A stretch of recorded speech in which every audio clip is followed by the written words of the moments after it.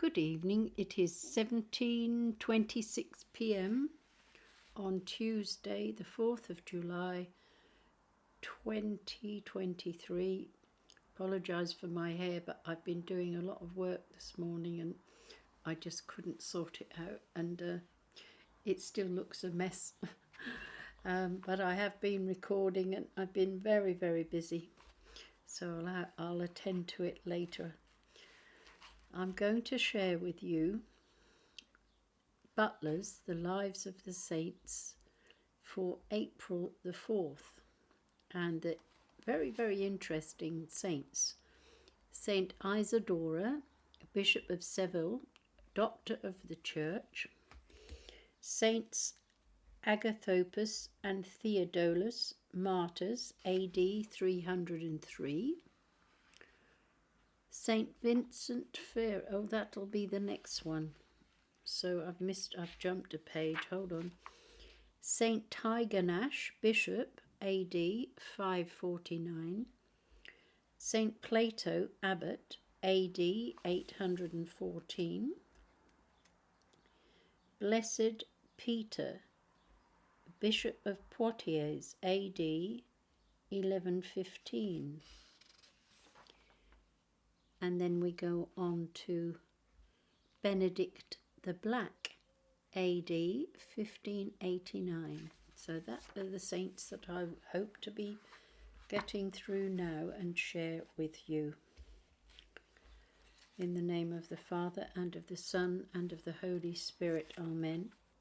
Angel of God, my guardian dear, to whom his love commits me here, ever this day be at my side, to light and guard, to rule and guide. Amen. Holy Michael, Archangel, defend me in this day of battle. Be my safeguard against the wickedness and snares of the devil. May God rebuke him, I humbly pray. And do thou, Prince of the heavenly host, by the power of God, thrust down to hell Satan and all the wicked evil spirits who wander through the world for the ruin of souls. Amen. So for the 4th of April, the first saint is going to be Saint Isidore, Bishop of Seville, Doctor of the Church, AD 636. It was said of Isidore by his disciple and friend, Saint Braulio, that he appeared to have been specially raised up by God to stem the current of barbarism and ferocity which everywhere followed the arms of the Goths who had settled in Spain. His father, Severian, who came from Cartagena, was probably of Roman origin, but he was closely connected with the Visigothic kings. Two of Isidore's brothers, Leander, who was greatly his senior, and Fulgentius, became, like himself, saints as well as bishops, and of his sisters, one was Saint Florentina, abbess of many convents. Isidore's education was entrusted to his brother Leander, who seems to have been a somewhat severe master. Once the story runs, the little lad ran away to escape from his brother's castigations and from lessons which he found difficulty in remembering. And though he returned with a new determination, after looking at the holes worn in rock by the continual dripping of water, even then, after looking at the holes worn in rock by the continual dripping of water, even then, we are told, Leander found it desirable to shut him up in a cell to prevent him from straying. But that may only mean that he sent him to complete his education in a monastery. The system, whatever it may have been, at any rate had good results, for Isidore became the most learned man of his age, and what is even more remarkable in the circumstances, an ardent educationist, although it is almost certain that he never was a monk. He had a great love for the religious orders, and at their request drew up a code of rules for them which bore his name and was generally followed throughout Spain. In it he insists that no distinction must be made in monasteries between free men and bondmen. All of them are equal in the sight of God. It seems probable that he assisted Saint Leander in ruling the diocese of Seville, and then succeeded to it after his brother's death. During the 37 years of his episcopate, which extended through the reigns of 6 kings, he completed the work begun by Saint Leander of converting the Visigoths from Arianism to Catholicism.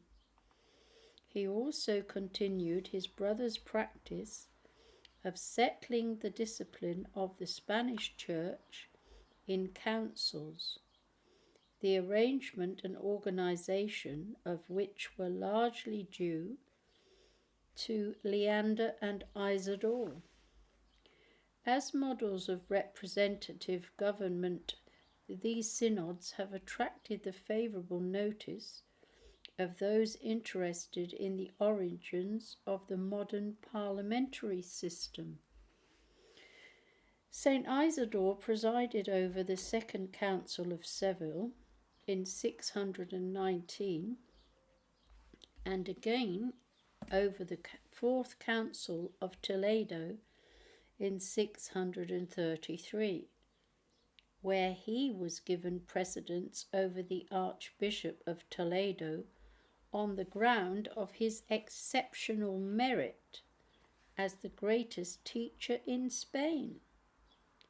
Many of the enactments of the council emanated from Saint Isidore himself, notably the decree that a seminary or cathedral school should be established in every diocese. The aged prelate's educational scheme was extraordinarily wide and progressive. Far from desiring a mere counterpart of the conventional classical curriculum, his system embraced every known branch of knowledge. The liberal arts, medicine, and law were to be taught as well as Hebrew and Greek, and Aristotle was studied in the Spanish schools long before he was introduced by the Arabs. Saint Isidore seems to have foreseen the unity of religion and a comprehensive educational system which would weld together the heterogeneous elements which threatened to disintegrate his country. And it was mainly thanks to him that Spain was a centre of culture when the rest of Europe seemed to be lapsing into barbarism. His crowning contribution to education was the compilation of a sort of encyclopedia called the Etymologies or Origins, which he gathered into compact form all the knowledge of his age. He has sometimes been called the schoolmaster of the Middle Ages, and until almost the middle of the 16th century, this work remained a favourite textbook. St. Isidore was a voluminous writer. His earlier works, including a dictionary of synonyms, a treatise on astronomy and physical geography, a summary of the principal events of the world from the creation, a biography of illustrious men, a book of Old and New Testament worthies, his rules for monks, extensive theological and ecclesiastical works, and the history of the Goths, Vandals, and Suevi. Of all these writings, the most valuable to us at the present day is undoubtedly his history of the Goths, which is our only source of information for one period of Visigothic history. Another great service which Saint Isidore rendered to the Church in Spain was the completion of the Mozarabic Missal and Breviary, which Saint Leander had begun to adapt for the use of the Goths from the earlier Spanish liturgy. Although he lived to be almost 80 years of age, the holy bishop would remit none of his austere practices, even after his health had begun to break down. During the last 6 months of his life, he increased his charities to such an extent that from morning to night his house was crowded by all the poor of the countryside. When he felt that his end was drawing near, he invited 2 bishops to come to see him. In their company, he went to the church, where one of them covered him with sackcloth, while the other put ashes upon his head. Thus clad in the habit of penance, he raised his hands towards heaven, praying earnestly and aloud for the forgiveness of his sins. Afterwards, he received viaticum, commended himself to the prayers of those present, forgave his debtors, exhorted the people to charity, and distributed to the poor the rest of his possessions. He then returned to his house, where he shortly afterwards peacefully departed this life. Saint Isidore was declared a doctor of the Church in 1722, and he is named in the canon of the Mozarabic Mass, still in use at Toledo. Some notes on Saint Isidore was one of the works on which Venerable Bede was engaged just before his death. That was the life of Saint Isidore, Bishop of Seville, Doctor of the Church. The next saints are martyrs, and they're Saints Agathopus and THEODULUS, martyrs, AD 303.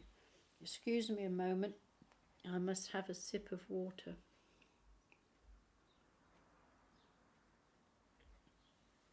Thank you.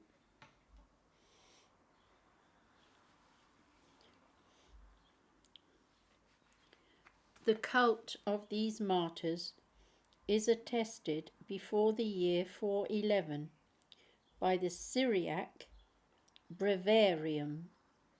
We find them also mentioned in the Hieronymianum, though only the name of Theodulus appears in the marble calendar of Naples. In the Roman martyrology, we have the entry at Thessalonica of the holy martyrs Agathopus deacon and THEODULUS lector, who under the emperor Maximian and the governor Faustinus were for their confession of the Christian faith drowned in the sea with stones tied to their necks. There is preserved among the Greek manuscripts of the Vatican Library what purports to be the passio of these martyrs. The slight historical details therein contained which recount the reiterated solicitations of the governor Faustus, the demand that they should surrender the Christian scriptures, the tortures endured and derided by the victims, and finally the miraculous recovery of their bodies from the sea after the sentence of drowning had been carried out, seemed to be entirely conventional and so far unreliable. That's all we have on them. The next saint is a bishop, and what a strange name. Saint TIGERNACH, Bishop, AD 549. In the neighbourhood of Clones in County Monaghan, the memory of Saint TIGERNACH, or Tierney, is held in great honour, but the account of his life was written from tradition centuries after his death and cannot be considered historically accurate. He is said to have been of royal race, and St. Conleth of Kildare baptized him, St. Bridget being his godmother. Taken prisoner by pirates when he was still a boy, he was carried as a slave to a British king who gave him his liberty. He then became the disciple of Monenus in the monastery of Rosnat in Scotland. From a pilgrimage to Rome, he returned to Ireland and was consecrated bishop at Clogher in succession to Maccartan. He seems to have been surnamed Ferdachirich, man of two districts. In his old age he lost his sight and spent his time in continual prayer and contemplation. There still remain at Clones some ruins of a monastery and also of a round tower known until comparatively recently as Cloisteach or St. Turney's Clacker. And that is all we have on him. And now I'm going to St. Plato, Abbot, AD 814. The parents of St. Plato died in Constantinople when he was 13 years old, and an uncle, who was the imperial treasurer, took charge of him and trained him to be his assistant. But at the age of 24, the young man abandoned all his worldly prospects to enter upon the religious life. He sold his estates, and after he had divided the proceeds between his two sisters and the poor, he set out for Bithynia, to the monastery of Symbolion on the Mount Olympus. When he had proved himself a perfect monk by performing the meanest offices and by receiving in silence punishment for faults he had not committed. He was set to the congenial task of copying books and making extracts from the works of the fathers. Upon the death of the abbot Theodulus in 770, he was chosen to succeed him, although he was only 36. It was a time of tribulation and danger for Orthodox monks, but the secluded position of the monastery appears to have protected him from the persecution of the iconoclast emperor Constantine Copronymus. In 775, St. Plato visited Constantinople, where he was received with great honour, being offered another monastery as well as the bishopric of Nicomedia, both of which he refused. He would not even be ordained priest. Afterwards, however, he was induced to leave Symbolion to become abbot of the Sacerdunion, which had been founded near Constantinople by the children of his sister Theoctista. The post which he held for 12 years he resigned to his nephew, St. Theodore Studites. This was about the time that the Emperor Constantine Porphyrogenitus divorced his wife Mary to marry Theodota. Uncle and nephew became leaders of the monastic party, which practically excommunicated the sovereign, and the imperial vengeance fell upon St. Plato, who was imprisoned and exiled. By the time he was released, his brethren had been obliged, by the attacks of the Saracens, to leave Sacudion for the great security of the monastery of Studius. Thither St. Plato returned to place himself once more under his nephew. He elected to live apart from the other monks.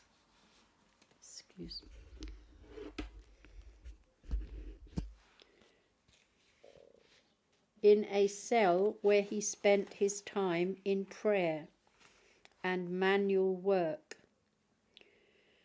But he continued to oppose imperial misdoings and suffered therefore. Eventually, by the emperor Nicephorus, he was banished to the Isles of Bosphorus, although he was old and ill. For 4 years he bore his hardships with exemplary patience, being constantly and ignominiously moved from one place to another. In 811, Michael I gave orders that St. Plato should be released.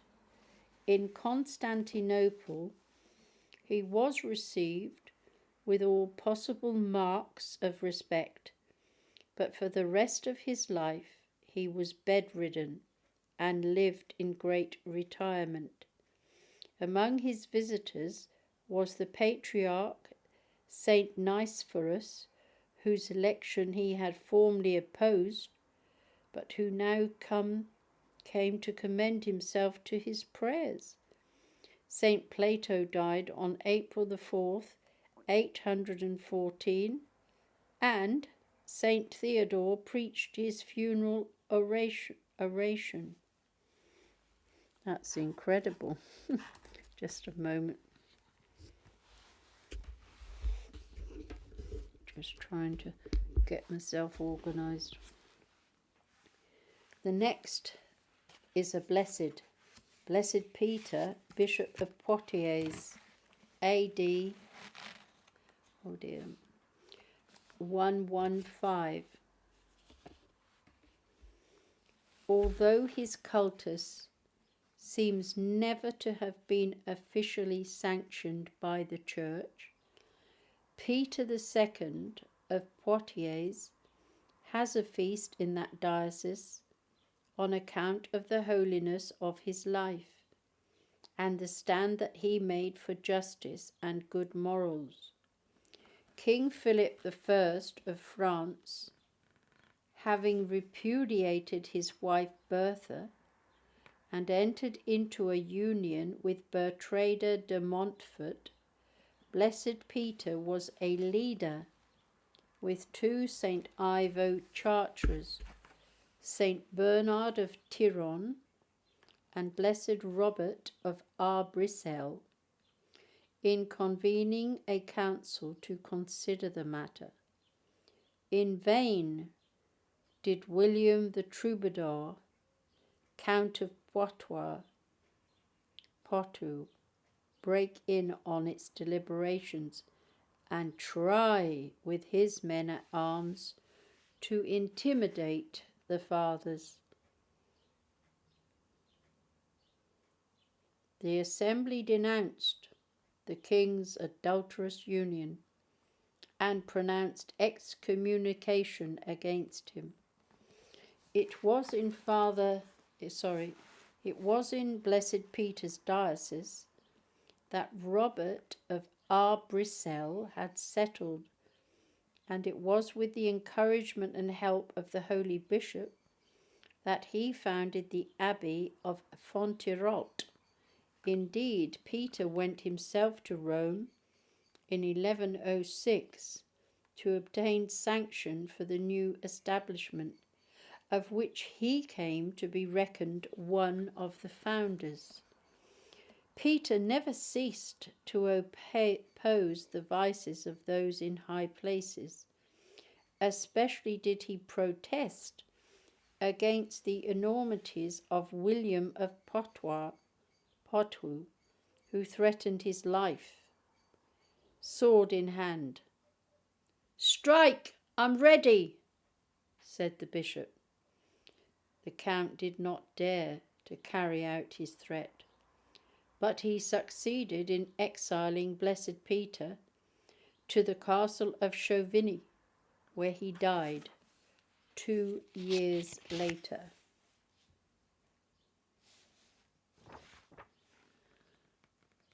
Saint Benedict the Black, strange name, AD 1589.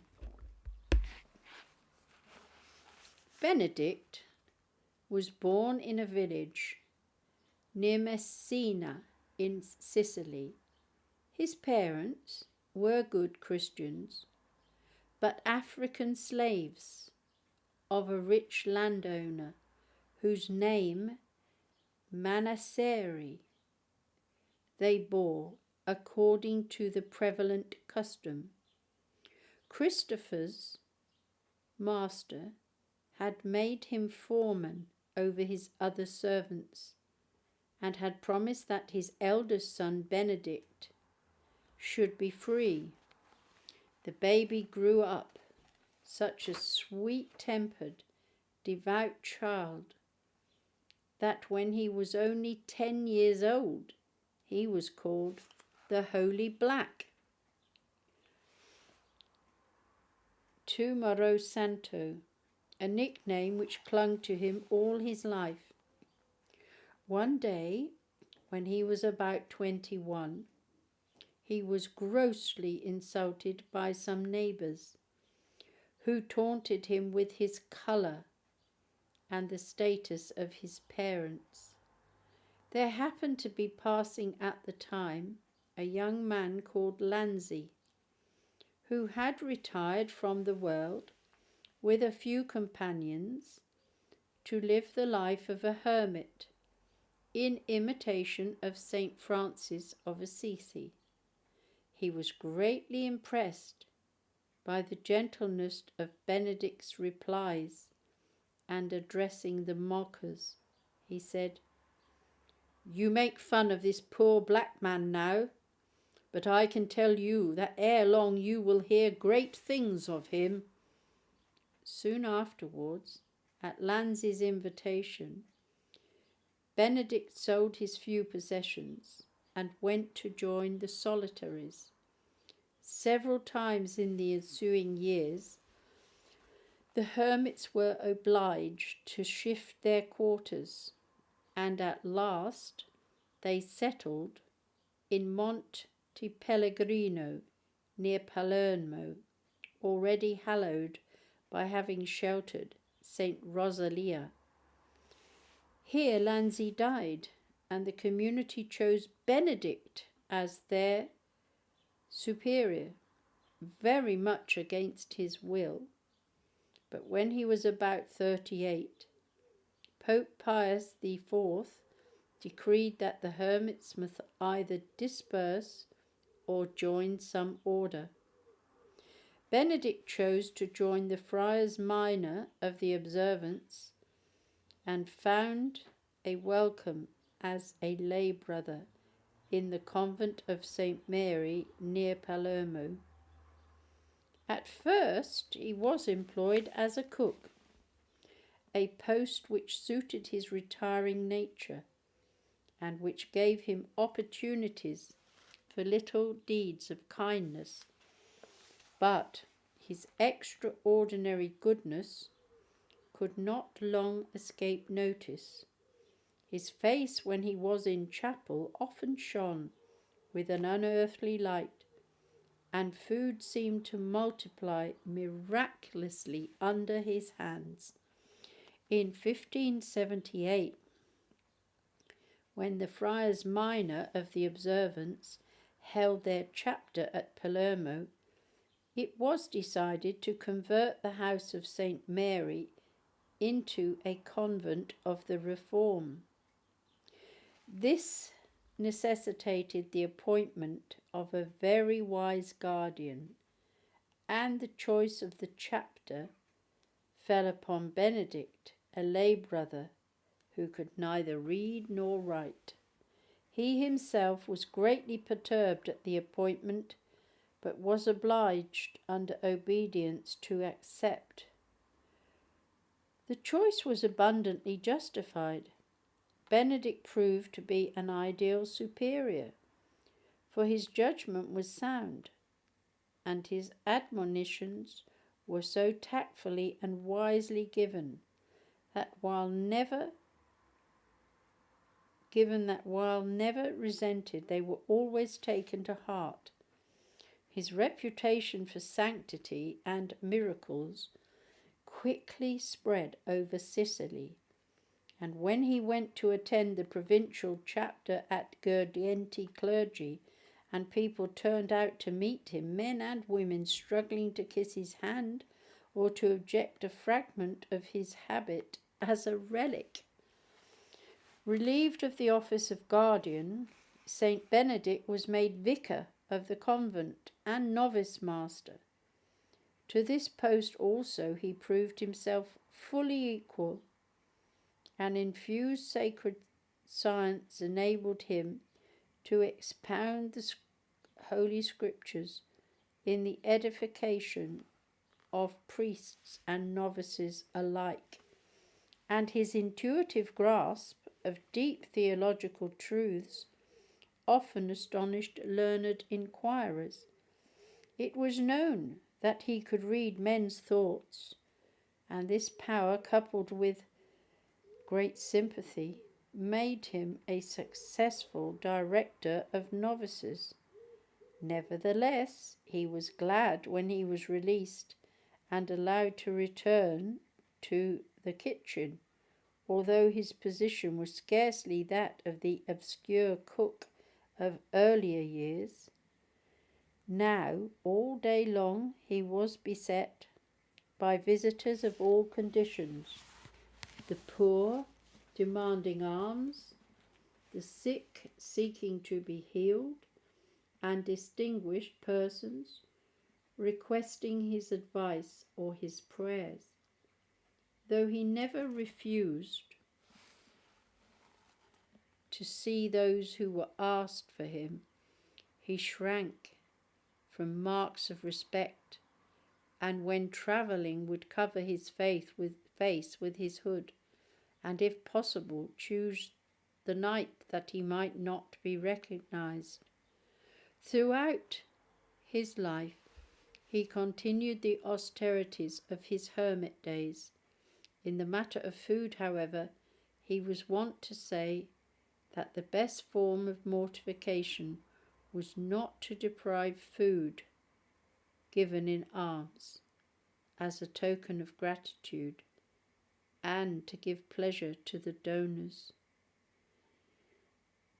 Benedict the Holy Black died in 1589 at the age of 63 after a short illness. He was chosen as patron by the Negroes of North America and as protector by the town of Palermo, having been canonized in 1807. That is the end of all the saints for the 4th of April. Thank you so much for listening. May God bless you and heal you. I'm sending you his peace in abundance, and may you always be happy and joyful in the Lord. Enjoy the rest of your evening, morning or afternoon, wherever you are in the world. Sending blessings and prayers of healing. God bless. Night night.